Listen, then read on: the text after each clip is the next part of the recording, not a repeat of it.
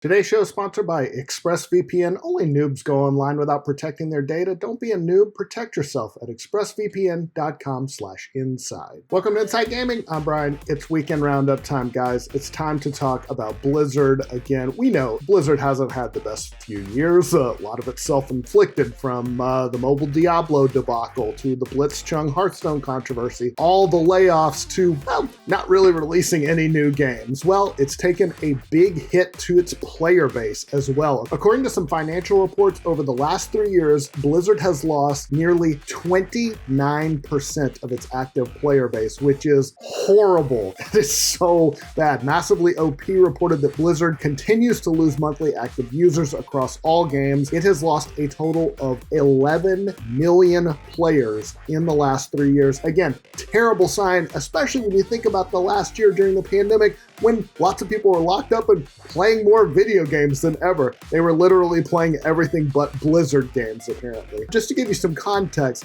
last year, global video game sales jumped 25% to more than $191 billion. NPD's Matt Piscatella said in the US, consumers spent almost $60 billion in gaming over the last 12 months that ended on March 31st. That was a 32% jump from the previous year. So, again, people were spending a lot of money on games. They were playing a lot of games, just other people's games. Overall, Activision Blizzard reported revenues for the first quarter. They were good, nearly $2.3 billion. That's up from the same quarter last year. But the big earners for them, Call of Duty, World of Warcraft, and Candy Crush, specifically Call of Duty, has done very well. So what's wrong with Blizzard here? Well, the one big game they put out recently, WarCraft III Reforged, was kind of a disaster. It had bugs, a lack of features, poor design choices. Overwatch 2, that's not coming anytime soon. Oh, and Jeff Kaplan recently left. Also not a great sign. The one big game they have in the immediate future is Diablo 4, but there's no firm release date. And given their recent track record, you gotta wonder how Diablo 4 is gonna turn out. Like old Blizzard, I would give them the benefit of the doubt, although Diablo 3 did have issues. But Diablo 4 in modern Blizzard,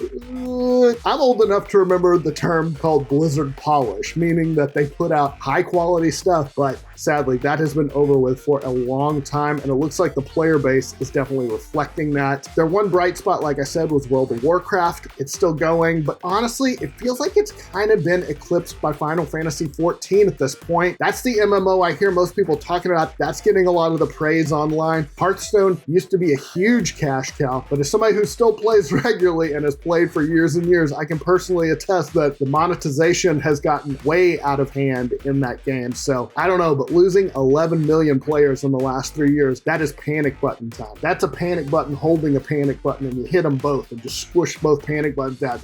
It's not good over there. All right, we'll get to the rest of the stories in just a second. But guys, first, let's talk about HelloFresh. Look, guys, life is starting to speed up again, and instead of scrambling to get everything done, now is a great time to get out those unnecessary time sucks like going to the grocery store. And our sponsor today, HelloFresh, can totally help you out with that. They cut out stressful meal planning and grocery store trips so you can enjoy cooking, get dinner on the table in about 30 minutes or less. That's less time than it takes to go to a restaurant or go get something. You can cook it yourself. They've even got meals that are ready in 20 minutes or less. Lightning prep recipes, quick breakfasts and lunches, perfect for your busy schedule. They have all kinds of variety, easy, tasty options for every meal of the day. I've used HelloFresh myself. I've made burgers with it, like a nice pork tenderloin. It's like, they give you this big card that shows you how to do everything, shows you how to cook it. Mainly you just have to prep ingredients, cook it, you're done. And you look like a huge hero because you cooked dinner by yourself. You didn't go out, you didn't get takeout, you just made it. So here's what you have to do. If you want to learn how to cook yourself, get fresh, healthy, tasty meals, go to HelloFresh.com/roundup12. Use code ROUNDUP12 for 12 free meals, including free shipping. What? That's 12 free meals when you go to HelloFresh.com/roundup12 and use code ROUNDUP12. HelloFresh, America's #1 meal kit. Moving on, let's talk about Sony. Now, y'all have probably been paying attention to the big Epic Apple fight. There's been a lot of stuff coming out in court. So we've learned a lot of interesting things about Sony through these documents, and we did a video on some stuff earlier in the week. But remember how Sony was being really stubborn about not allowing crossplay on the PS4, despite the fact that everyone else was doing it? Well, now we have some more details about Sony being all stubborn, thanks to the ongoing legal war between Epic and Apple. You might remember in 2018 when Sony blocked Fortnite's crossplay, everybody got mad. Basically, Sony did that because they wanted a revenue share. Ah, yes, money. In the court documents reported by The Verge, Sony wanted publishers to pay them a royalty whenever PlayStation players contributed more than a certain percentage to the bottom line of a cross-platform game to, quote, offset the reduction in revenue from Sony enabling crossplay. Oh my gosh, that's so greedy. Epic CEO Tim Sweeney said that Sony was the only platform holder to require that kind of compensation. He said that Epic had to agree to pay these additional fees to Sony in order to enable crossplay when it came to Fortnite. So you remember when they backed down and they were like, oh yeah, we can do it now. It's because they were getting paid to do that. All right, as if things couldn't get worse for CD Projekt Red, they have. Again, the director of one of their biggest games has left the company after bullying allegations. Comrade Tomaskowitz, who is director of The Witcher 3, was the subject of an internal investigation by the developer over unspecified bullying allegations. In an email that Bloomberg got a hold of, he said that he was found not guilty in the investigation, but he was still stepping down from CD Projekt Red because, quote, a lot of people are feeling fear, stress, or discomfort when working with me. Now, this is a big deal because obviously Witcher 3 was a huge game. It put CD Projekt Red on the map. It cemented their reputation as a premier developer, and Bloomberg said that he was expected to play a significant role in the next Witcher game. He was also second director and head of production for Cyberpunk 2077.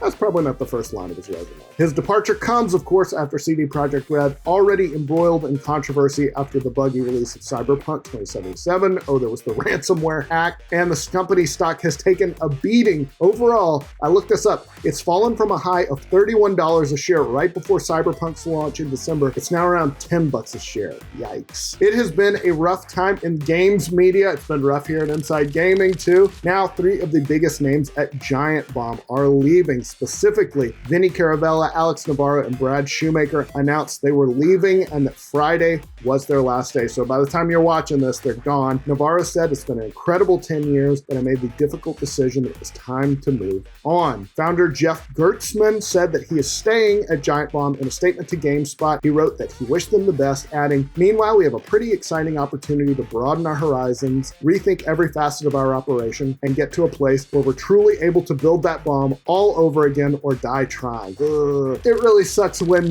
founding members of a channel leave. Yeah, it's tough to rebound. I'm just saying. As for the site itself, it sounds like they're going through a bit of a revamp with some new faces. That makes sense. The team put out a statement that said there's a collective vision for what the future of Giant Bomb is, and it involves both familiar and new faces. We're already in talks with creators so that we can begin the next chapter. All right, let's talk about Google Stadia. It's lost another key leader. I know, people are leaving Stadia. This time it's Vice President and Head of Product at Stadia, John Justice, who's only been at Google since early 2019. And he didn't just leave Stadia, he left Google, the whole thing. Google told the website 9 to 5 Google, we can confirm John is no longer with Google, and we wish him well on his next step. Justice's job was to oversee the consumer experience for Stadia, which sounds super fun. And this comes, of course, just weeks after Google made the decision to halt all internal game development for Stadia and rely solely on third-party games, which led to people like Jade Raymond leaving as well. So yeah, another bit of bad news for Stadia. All right, time for a 5-second review.